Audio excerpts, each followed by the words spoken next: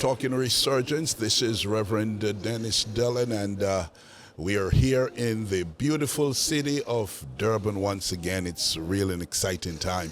What an awesome day we had today. We're looking forward to tomorrow, and I am delighted indeed to have with me at this time this dynamic young man. He's doing so much, and as a serial entrepreneur, motivational speaker, doing so much, and that is in the person of Ndaba Mandela. A pleasant day to you. How are you doing? I'm doing well, sir. I'm just happy to be and to be part of this resurgence phenomena. I tell you, it's exciting, and as we talk resurgence, it is so important that we reflect on the fact that black folks have struggled so much across the globe, but certainly South Africa, and your grandfather was really one of the great liberators, not just as it relates to South Africa, but as it relates to black people globally. That's right. How does that fit into this resurgence movement and what we are getting ready to take to the next level, if you will? Well, you know, my grandfather is known for a man who had great pride and confidence in being an African. And that he was able to transfer and share across all black people. So people can stand up and say, I have dignity, I am worthy of respect. And once a man can have self-determination, he knows that wherever the struggle exists on this earth, he has to do what he can to make sure that he alleviates people from that struggle. So in other words, we have to work together.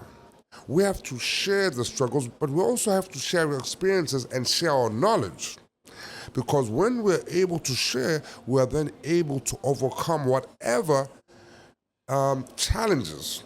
And no matter how insurmountable they may seem, we know that there is true power in unity.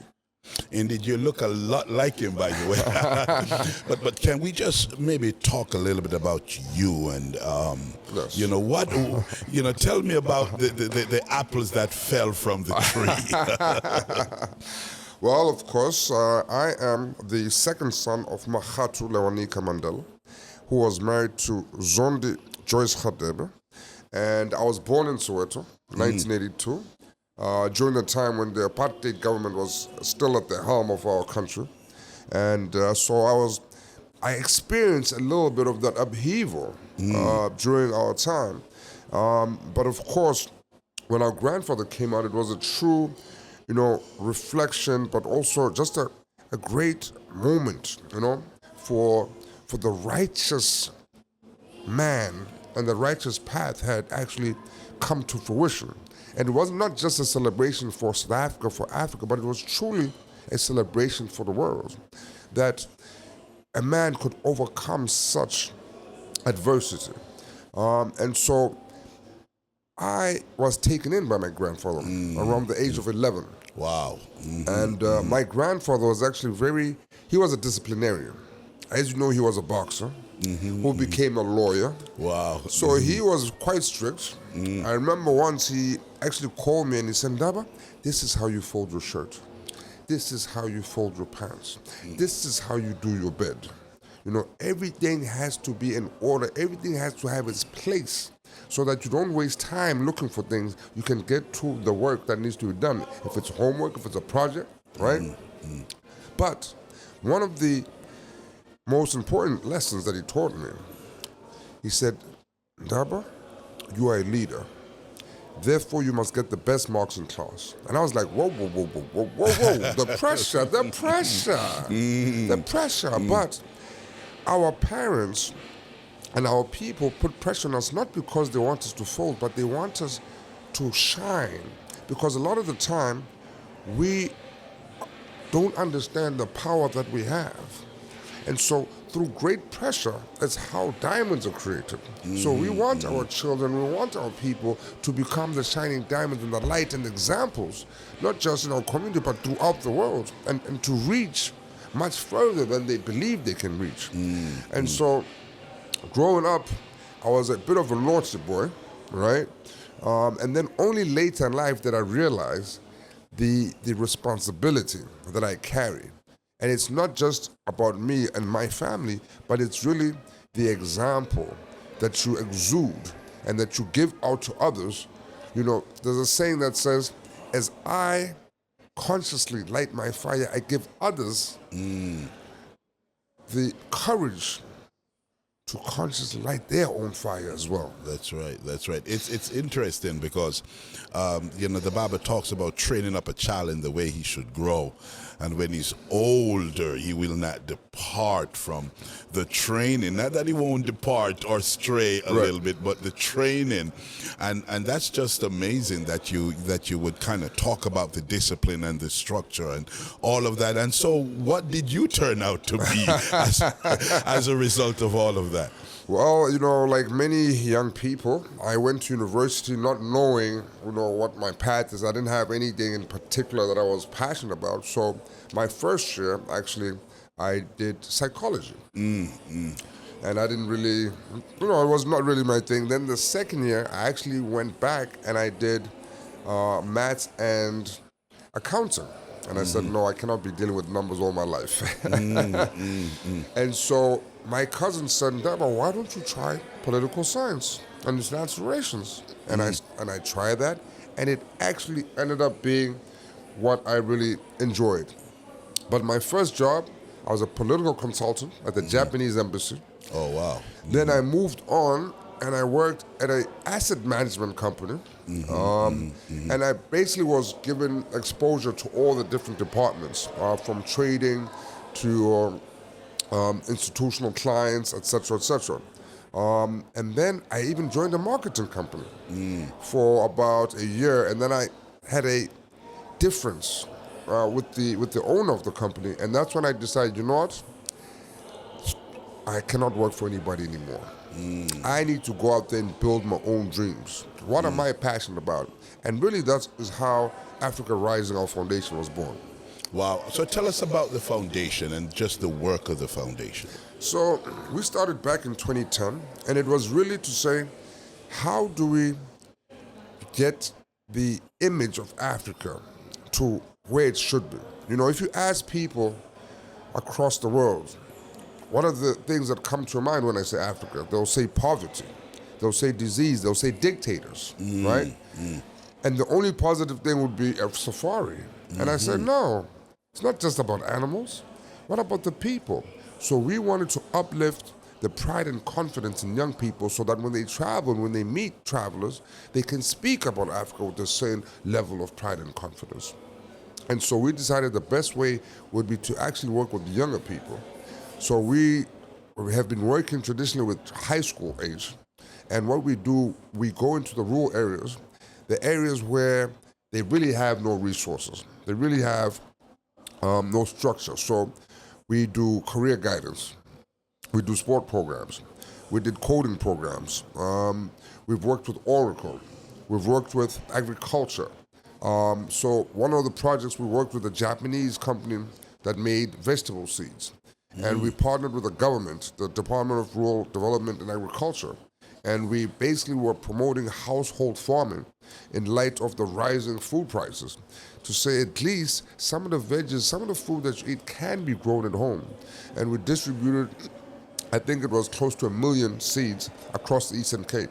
So most of our work really is looking at the most impoverished areas. So during COVID, we actually ended up doing food parcels that were distributed to over 1,000 households. And ever since then, now, because all those activations have been around Mandela Day, so we are working on having our own resource center. That will be based, the first one will be based in our village, in Unu, where our grandfather has been laid to rest, and that's where his fondest memories was when he was growing up. And we want a center for the youth, by the youth. So whatever interests that the young people have, whatever dreams that they have, they can come to the center and they can get the resource and they can get the guidance. But not just, career-wise. We want this to be a place where kids can get access to a counselor, access to therapy, and also access to healthcare. We want to make sure that our kids have a fully fledged, opportunities to be able to pursue their careers and to be able to pursue their dreams. And that is really good, because at the end of the day, and your grandfather again, the late great former president of South Africa, Nelson Mandela, has done so much and talked so much about education. That's right. And so much about empowering young people. If you would just touch upon what are some of the greatest challenges that you see right now in South Africa and in the black world, if you will, and how do we tackle these challenges and bring solutions? Well, here in South Africa, I think the largest overwhelming challenge we have is youth unemployment. Youth unemployment, we are talking about up to 75% unemployment in some areas. We are talking about a youth that have no skills or lack of education. So there are those who are unemployable, right? Unemployable, because they have no relevant skills. Now you're talking, we're in an age where technology is rising and ramping up at such a fast pace.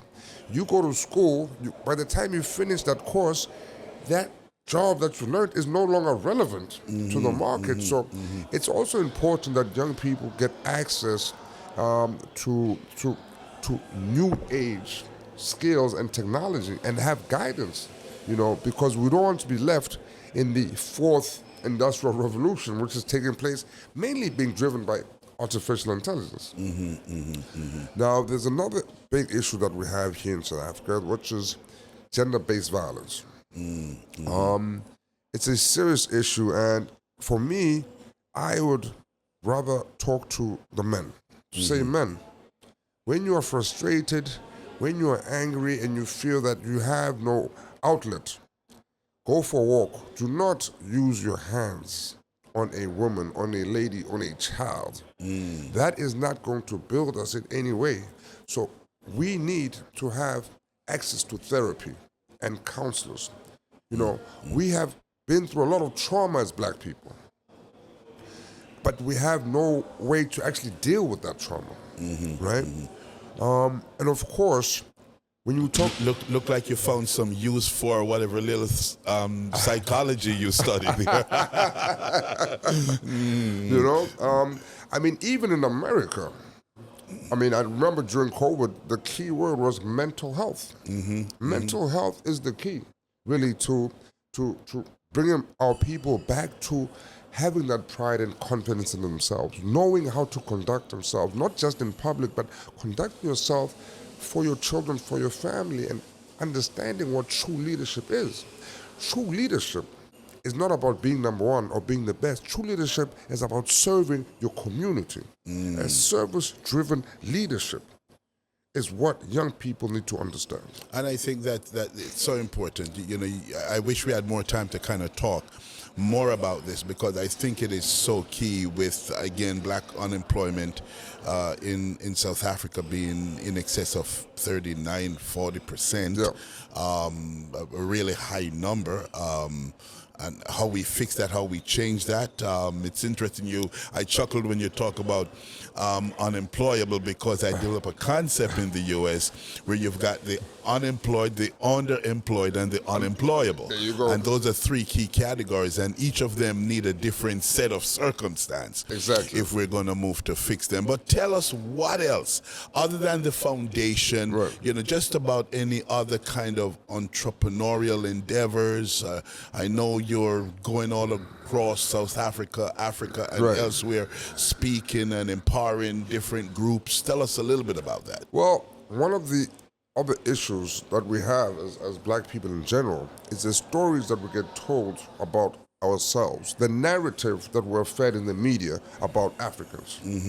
So I have embarked with a partner of mine who comes from a long history of TV production to put out a number of stories. Gotcha. One of the series that we want to capture, and actually he's done quite a bit of research on African female warriors that existed pre or during colonial times. There was one Serena Remus from, she was from Ethiopia, she's from South Sudan, who defeated the Romans. You never knew that the Romans were defeated, Yeah, right? true. So we have he's done a collection of about 9 of these African female warriors from across, the continent. You have the movie Warrior King, right? But Warrior King was a collection of different stories that they sort of stitched and, try to make it one thing. And it was not historically true. There's a lot of inferences in the actual story. But for me, I think it's important the story that we as black people tell ourselves and we reinforce about each other, because we need to understand that we do not come or start from a history of slavery, but we were great kings and queens. But let us show our brothers and sisters what that means. Because a lot of the time you say, so what, we were great kings and queens. How does it apply now in the 21st century? Well, if you knew the legacy and the lineage that you come from, then a lot of these social ills would not be there. Because we would also be able to have outlets and have your counselors, have your therapists, have your psychiatrists. Build a community that is well in touch with itself and knows what the challenges are, but more importantly, building towards its aspirations and making sure that nobody is left out in our community. Everybody plays a part in building the dream that we define, and that still has not yet been defined. But I believe unity is the key. Give us the name of the foundation again, and just tell folks how they can connect with the foundation, how they can connect with you and the likes. We certainly thank you for your time. No, thank you very much. So here in South Africa, we have the Africa Rising Foundation, which is really youth focused, youth empowerment focused. You can find us online, of course, africarising.org, africarising.org. We also actually established another organization in New York called the Mandela Institute for Humanity, and that can find it online, mandelainstitute.org. So please get in touch with us, send us an email. My personal email as well is available. I'm not afraid to give it out there, ndaba@mandela.co. Well, I tell you, we've been talking a resurgence with, again, this dynamic young leader, and I'm looking forward to greater things. I like the fact that you said you studied political science. I know there is more that you're getting ready to do. This grandson, ladies and gentlemen, of Nelson Mandela, and of course, Mr. Ndaba Mandela. Thank you so much for joining us on Talking Reverend, Resurgence. thank you very much. I had such a great time with you. Bless you, sir. Thank you. God bless you.